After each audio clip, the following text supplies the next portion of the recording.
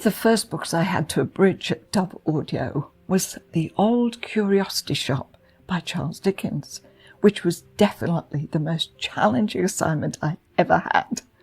I'd never actually read this particular Dickens novel, but was soon captivated by the rich, intricate and compelling characters for which the classical writer is known.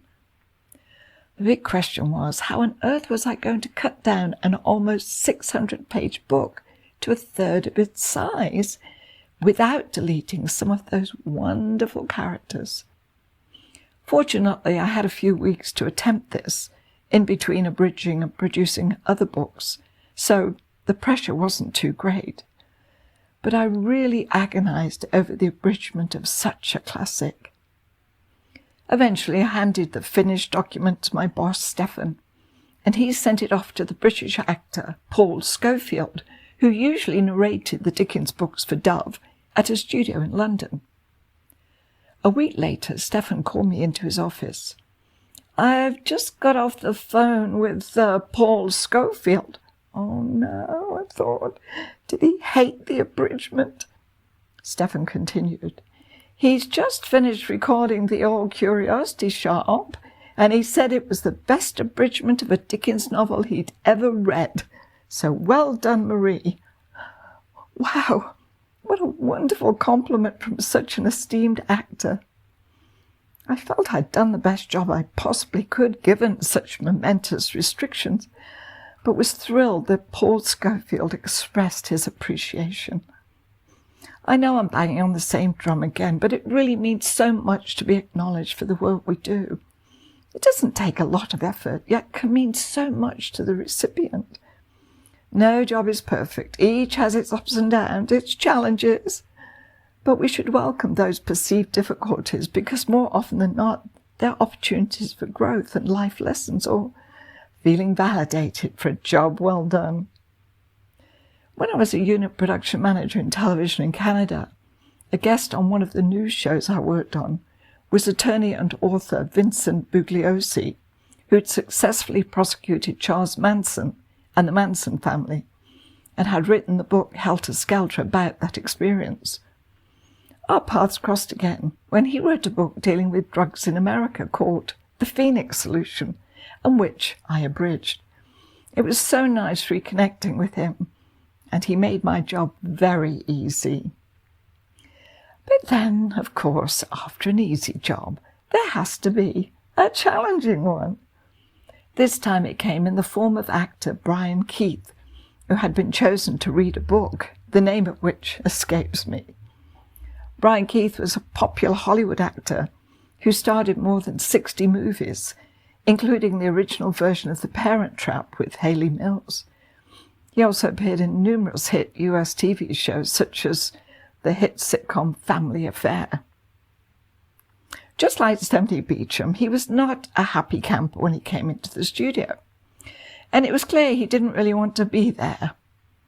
I brought him coffee and water, and he asked for an extra styrofoam cup, which I provided, of course. I wasn't quite sure why he wanted that, but soon found out.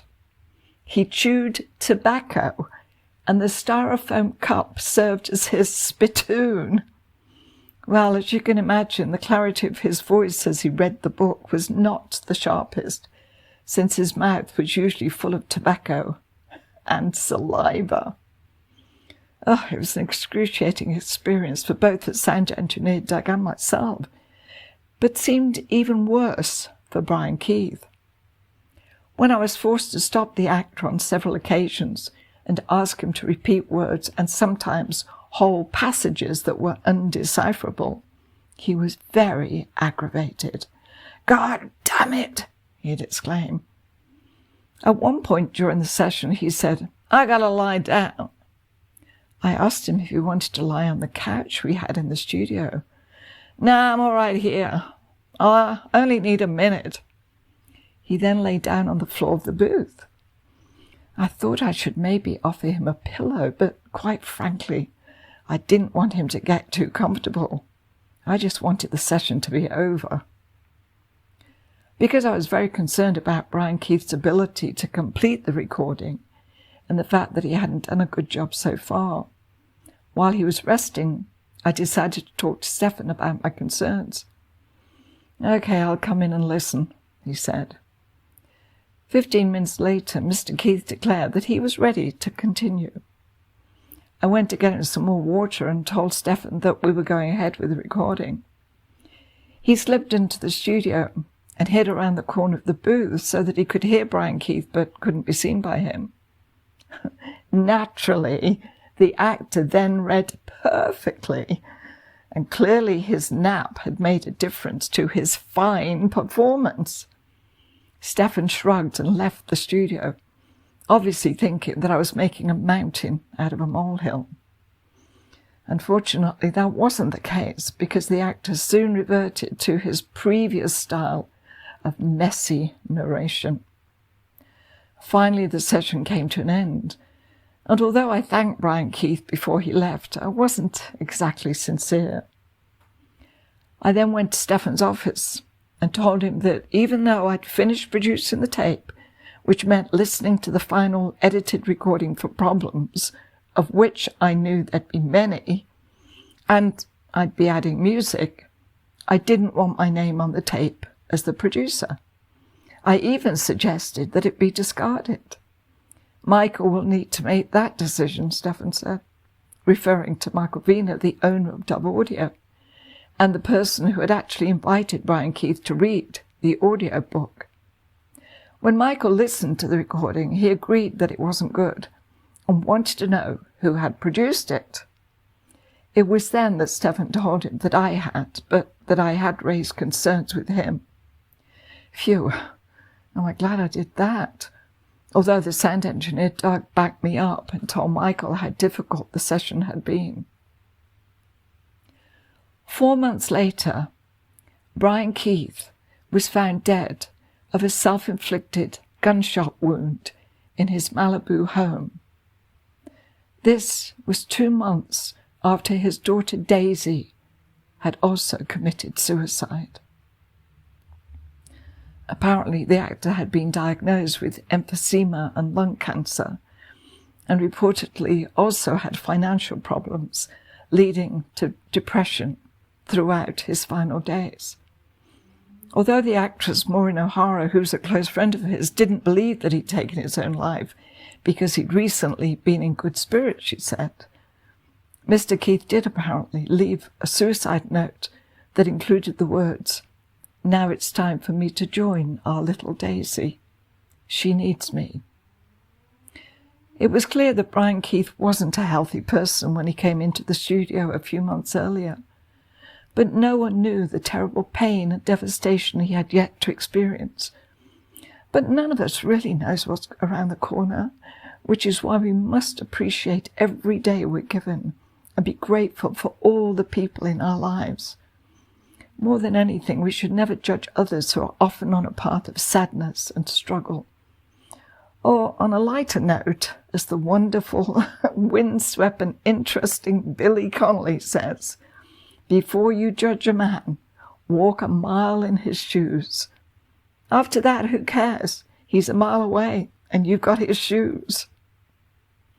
It was now time for Stephanie Beecham to return to record the second half of Silas Marner, and Doug and I were not looking forward to it one bit. But I must admit she seemed quite pleasant in contrast to our first meeting. She asked Doug to play back her previous recording to get an idea of her tone. When she heard her tone and her irate language, she put her hands up to her face in shame. "I am so sorry," she declared.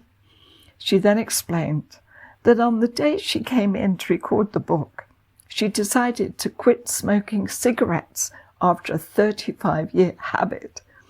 "I was a nervous wreck," she admitted, "and I shouldn't have taken it out on you." When she started working on Coronation Street, the soap in England, her mood was as testy as it had been in our recording.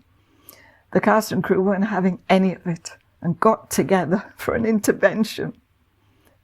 They said, "For heaven's sake, have a cigarette, woman, before you drive us all mad." She laughed when she told us that. And she said, oh, words to that effect, which I can't repeat here, obviously. I really thought I was going to get fired. So I was forced to smoke again. Then she rolled up her sleeve to show us her nicotine patch. Oh, this is helping too. Now, if only we'd known what she was struggling with, we would have understood, or at least given her a little leeway. So it's important that we never jump to conclusions about someone until we know the whole story. In other words, don't judge a book by its cover. Next time, my relationship with a very special 9-year-old boy. Thanks for listening.